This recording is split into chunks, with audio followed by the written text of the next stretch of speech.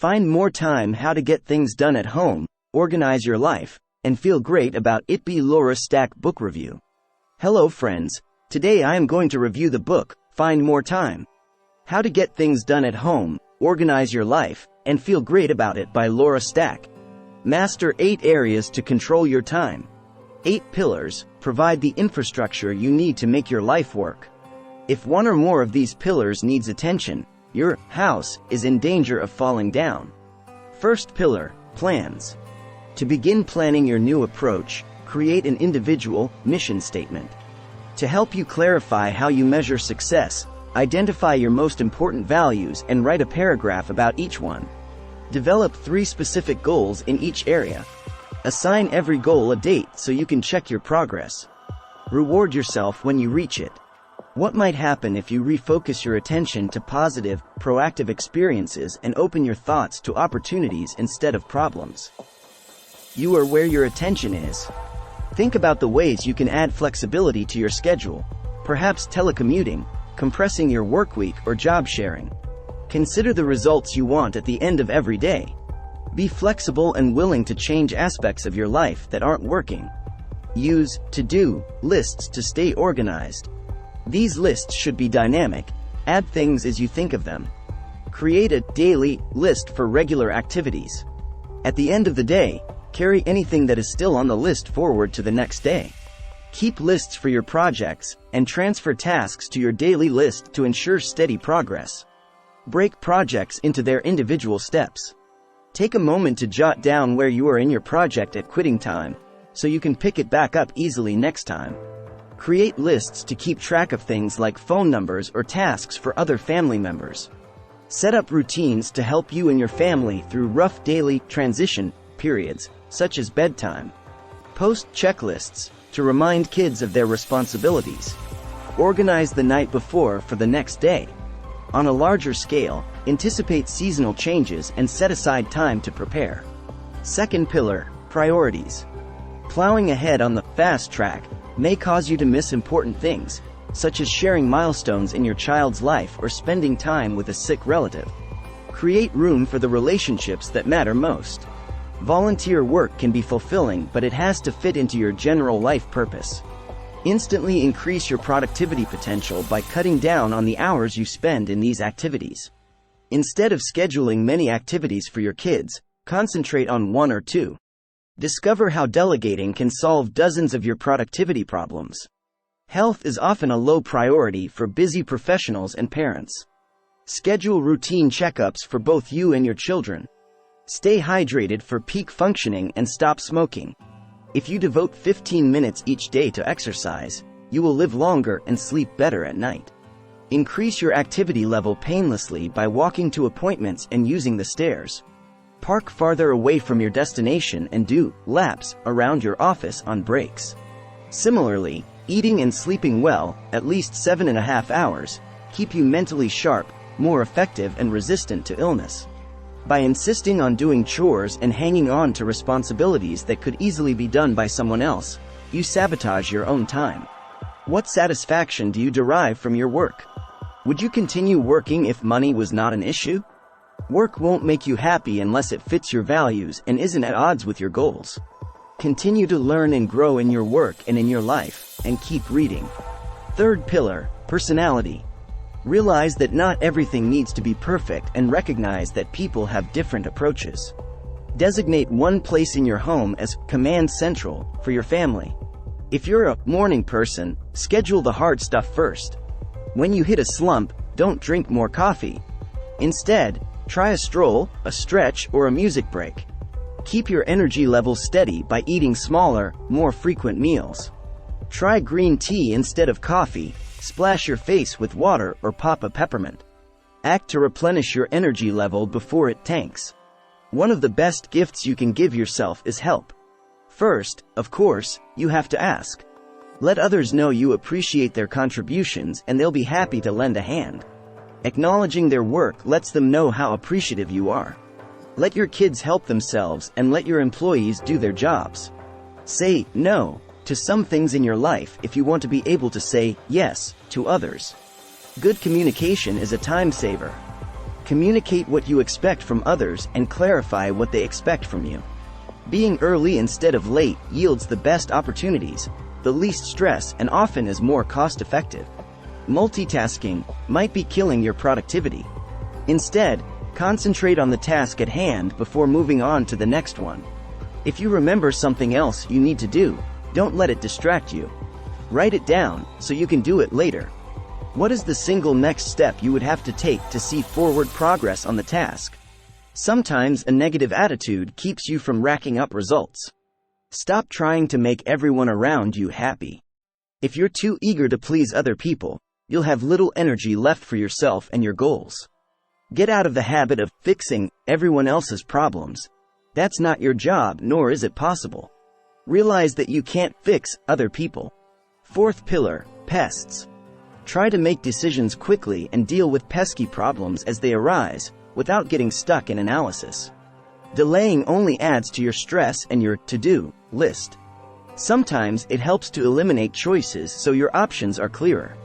Be realistic about your time and your goals. Limit interruptions during the day, especially if you work at home. Get caller ID so you can decide whether to answer the phone. Combine tasks. Clean the tub when you take a shower. Family walks give you time together while exercising. If you see something in July that'd make a perfect Christmas gift, pick it up and stash it. Process bills and files together once a week. Avoid the tendency to multitask at home. On weekends, turn off the technology completely. Resist the urge to sneak back into your office to check email. Prepare for downtime in your schedule. When you're waiting in a doctor's office or get placed on hold during a phone call, be productive. Make an appointment, or send out bills or a thank you note. During TV ads, fold a load of clothes from the dryer. Listen to audio recordings while exercising or cooking. Use drive time by recording letters into a voice recorder, or listen to audiobooks. But also schedule true downtime, sans technology, no phone, no TV, and really take time to relax. Become aware of time stealers, such as checking email, cleaning the house when you should be working, and the like. Lay down your personal law on how and when you allow yourself to get distracted. Save it only when it is 1. The only copy. 2. You will need to refer to the information in the near future. 3. You are required by law to keep it. Or 4. It is a necessary part of a project file you're working on. When you are traveling, use checklists to stay organized. Put your outfits together ahead of time. Sticking to one color allows you to streamline, and then pack the night before travel. Forgetting something is too easy amid the panic of a travel day. Avoid checking your bags in, if possible. Bring reading or work material to put travel time to good use. Fifth pillar, possessions. When cleaning up clutter, the golden rule is to stick with a task until it's completed. Plan to organize your house over a series of weekends. Address closets first. Get rid of what you use less than other people might. Dump anything that no longer adds to your happiness. Schedule weekends to deal with other large jobs like organizing your papers or setting up storage solutions. Tackle clutter by breaking projects into less daunting pieces. For instance, don't try to organize your bedroom. Instead, sort your dresser. Cut down your stuff by 25%. Don't buy something because it's a bargain. If you don't use it, you've paid for junk. The more indispensable you become and the more you can distinguish yourself as a talented contributor, the more likely it is you can gain some flexibility. How do you sort clothing? Tag everything with a date, remove the tag when you wear it, and at the end of the year, toss every item with a tag on it. With every purchase, give away a similar item. Store out-of-season clothes and use your closet for things that are in season. Return items to the same place. You won't have to search for your keys if you always put them in your purse. Keep the family's library books together in a canvas bag, so you're not scrounging around for them when they're due. Don't store seasonal or rarely used items on countertops. Put frequently used tools in a container, and get rid of tools you don't use. Store the year's photos by month in boxes. Try to pick up a little daily. Sixth pillar, paper. The paperless office may be a myth, but you can cut down on unnecessary or outdated paper with a periodic purge. The 6 Ds offer guidance about avoiding paper clutter. Discard junk. Delegate, where appropriate. Set up a folder system for other household members. Do what needs to be done immediately if it will take less than 3 minutes. Date and file papers so they're ready when you need to them. Drawer, that is, file things away. And deter future clutter by asking to be removed from mailing lists. Use the 6 Ds to deal with emails too. Just drag action emails into task, calendar, or project folders. I always encourage people to vacation longer than an extended weekend. Instead of trying to find more time to read, get your information via CD or even MP3. Listen while you drive, work out, or wash dishes. Get email updates for information that interests you. Collect your reading in a basket with handles so you can easily move it. 7th pillar, post. Outsource tasks that require special knowledge or that are time drains for you. For instance, if you are living in a 2-income family with kids and investments, you need an accountant. Pay others to do household chores you hate. Laundry, lawn care, or errands. Use your money to save time. It might even be most cost-effective. Keep items that relate to errands in one spot so you're prepared. Plan grocery shopping for non-peak hours or, better yet, have staples delivered regularly. Do a little each day to keep up with your routine, so you can enjoy your weekends. Coordinate family schedules weekly. If appropriate, use an online calendar so everyone knows who needs to do what when. Don't waste time running from room to room when cleaning. Keep supplies in the room where they're needed. Toss kids' toys in a bin and put it in the play area for your children to put away. Keeping the house tidy and running smoothly is everyone's responsibility. Divide tasks fairly. 8th pillar, play. If you can't find time to relax or pursue a hobby, you may be a workaholic. Remind yourself of the things that are important to you. Leave work behind at the end of the day, especially if you work at home. Takeaways. Establish an overall plan and routines to keep chores from overwhelming you.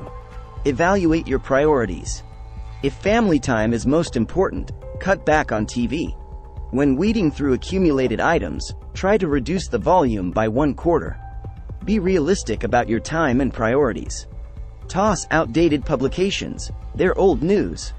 Separate what needs to be done from the labor needed to do it and hire others to help you. Set time aside for friends and family vacations. Remember to take time to replenish yourself on a regular basis. Thanks for watching. Please like, share, and subscribe our channel for more videos.